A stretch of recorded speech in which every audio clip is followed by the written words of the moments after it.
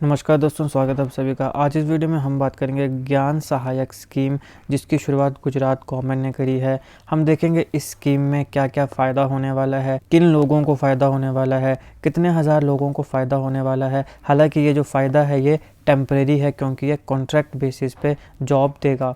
फिर हम देखेंगे कि क्यों इसका प्रोटेस्ट हो रहा है। ओपोजिशन पार्टीज़ प्रोटेस्ट कर रही हैं, बहुत से बच्चे और उनके माँ बाप प्रोटेस्ट कर रहे हैं, और इवन गुजरात में बीजेपी की सरकार है, तो बीजेपी या आरएसएस की जो स्टूडेंट विंग मानी जाती है एबीवीपी, वो भी इसका प्रोटेस्ट कर रही है। तो इस स्कीम का इतना प्रोटेस्ट हो क्यों रहा है?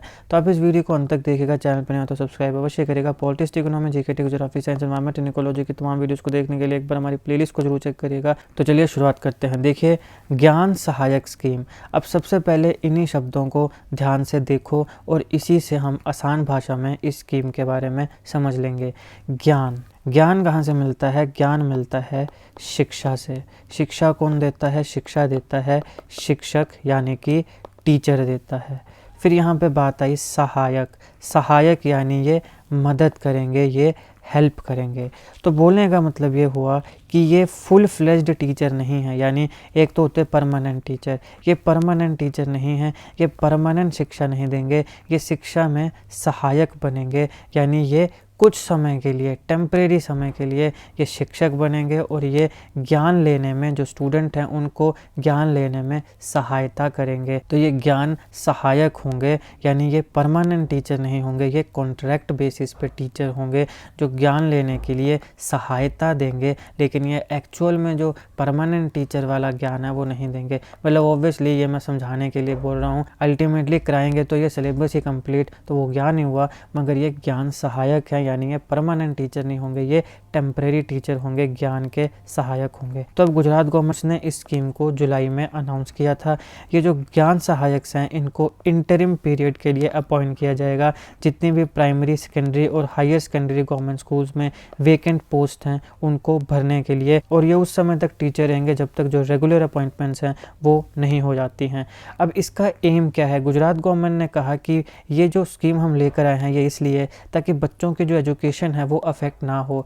गवर्नमेंट स्कूल्स में बहुत ज़्यादा वैकेंसीज़ हैं, उसके वजह से क्या हो रहा है, जो बच्चे हैं उनकी शिक्षा में दिक्कत आ रही है, अफेक्ट हो रही है। तो बच्चों की शिक्षा अफेक्ट ना हो इसलिए हम ये स्कीम को लेकर आए हैं, ये कहना है गुजरात गवर्नमेंट का। इसमें जितनी भी अपॉइंटमेंट्स होंगी, जैसे मैंने कहा कि वो कॉन्ट्रैक्चुअल बेसिस पे होंगी, वो कॉन्ट्रैक्ट बेसिस पे होंगी, ये परमानेंट टीचर नहीं बनेंगे, ये सहायक बनेंगे, ये टेम्परेरी टीचर्स बनेंगे। ज्ञान सहायक स्कीम जो है ये गवर्नमेंट और ग्रांट इन एड जो स्कूल्स होते हैं उन सारों में होगी। अब देखो, प्राइमरी, सेकेंडरी और हायर सेकेंडरी स्कूल्स में ज्ञान सहायक को रखा जाएगा। तो अब यहाँ देखते हैं इनकी एलिजिबिलिटी क्या होगी, इनकी सैलरी क्या होगी, इनकी एज कितनी होनी चाहिए, और सबसे इंपॉर्टेंट कि कितनी वेकेंट पोस्ट जो हैं वो भरी जाएंगी। सबसे पहले बात करते हैं वैकेंसीज़ की। तो प्राइमरी स्कूल्स में 15,000 वैकेंसीज़ हैं, सेकेंडरी और हायर सेकेंडरी स्कूल्स में 11,500 वैकेंसीज़ हैं। फिर बात करते हैं सैलरी की। जो प्राइमरी स्कूल्स में ज्ञान सहायक लगेगा उसकी सैलरी 21,000 होगी, सेकेंडरी में 24,000 होगी, हायर सेकेंडरी में 26,000 होगी। फिर बात करते हैं एलिजिबिलिटी की। प्राइमरी स्कूल्स में जो ज्ञान सहायक लगेगा उसकी एलिजिबिलिटी है कि उसको टीईटी यानी टीचर्स एलिजिबिलिटी टेस्ट को क्वालिफाई करना पड़ेगा। जो सेकेंडरी और हायर सेकेंडरी होंगे उनमें वो रखे जाएंगे जिन्होंने टीचर्स एप्टीट्यूड टेस्ट को क्वालिफाई किया होगा।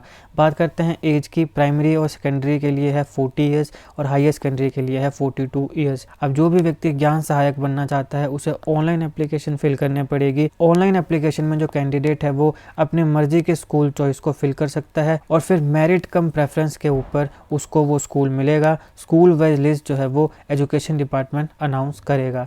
ये जो कॉन्ट्रैक्ट होगा ये 11 महीने का होगा।